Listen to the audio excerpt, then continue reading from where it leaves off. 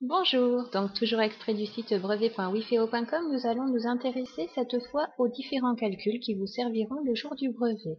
Donc nous avons au calcul A un calcul de fraction, calcul B les puissances de 10 et calcul C les racines carrées. Nous allons commencer par les fractions, donc à savoir que les puissances et les racines carrées feront l'objet d'autres vidéos. Donc je regarde mon calcul A. J'ai 2/13 moins 5/13 divisé par 10 sur 6. Avant toute chose, pour faire ce type de calcul, il faut que je connaisse les règles que je vous ai notées ici à gauche, à savoir que addition ou soustraction de deux fractions, il faut qu'elles soient sur le même dénominateur. Multiplication, rien de plus simple, on multiplie les numérateurs entre eux et les dénominateurs entre eux. Et une division de fractions, je note la première telle qu'elle et je multiplie par l'inverse de la seconde. Je reprends mon calcul. Donc là, je vois un signe divisé.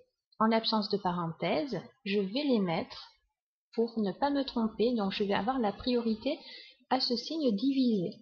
Priorité d'abord aux parenthèses s'il y en a, ensuite signe divisé ou multiplié. Donc je continue mon calcul. Donc 2/13 moins. Et cette fois, donc là où j'ai rajouté moi les parenthèses par rapport à ce signe divisé, donc on a dit qu'une division de fraction, je note la première telle qu'elle, donc je vais noter 5/13 sans rien changer et je vais multiplier par l'inverse de la seconde. Donc je note 5/13, non plus divisé mais donc multiplié, et donc l'inverse de la seconde, 6/10. Le numérateur devient dénominateur et inversement, le dénominateur devient numérateur. Donc 6 sur 10. Je poursuis mon calcul. Donc là, pareil, priorité à cette multiplication. Il n'y a pas de parenthèse, mais je vais quand même traiter cette multiplication en priorité. Donc 2/13, je le recopie tel quel, moins la suite. Donc on a dit que pour faire une multiplication de deux fractions, on multiplie les numérateurs entre eux. Donc là, je vais avoir au numérateur 5 fois 6. Donc 5 fois 6, ça fait 30. Et au dénominateur, 13 fois 10, 130. Maintenant, je n'ai plus qu'une soustraction de deux fractions qui ne sont pas sur le même dénominateur. Donc il va falloir que je les mette sur le même dénominateur. Donc je peux regarder à les mettre sur 130, toutes les deux, en multipliant par 10. Je peux également mettre toutes les deux sur 13, en divisant la seconde par 10. Je vois que 130, c'est 13 fois 10, et que 30, c'est 10 fois 3. Donc après, je pourrais la simplifier comme ça.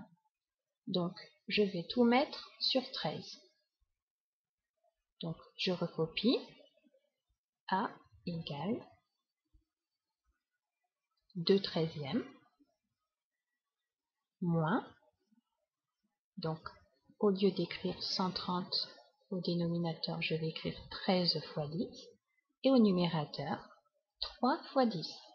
Par la suite, je vais donc simplifier la seconde fraction par 10. Il me restera 3/13, donc 2/13 moins 3/13. Cette fois, je n'ai plus qu'une soustraction de deux fractions qui sont sur le même dénominateur, donc je ne m'intéresse plus qu'au numérateur. Je calcule. Donc A égale 2 moins 3, ça fait moins 1, 13e. Le dénominateur ne change pas. Donc, utilisez au maximum votre calculatrice, retapez le calcul de départ et vérifiez que votre résultat soit correct. 2/13 moins 5/13 divisé par 10/6, cela me fait bien moins 1/13. Mon calcul est juste, je peux passer à la suite. Donc vous voyez, les fractions, ce n'est pas plus compliqué. Toujours est-il que pour bien détailler le calcul, il faut que je connaisse les règles à gauche. Je compte sur vous, bon courage et à vous de jouer.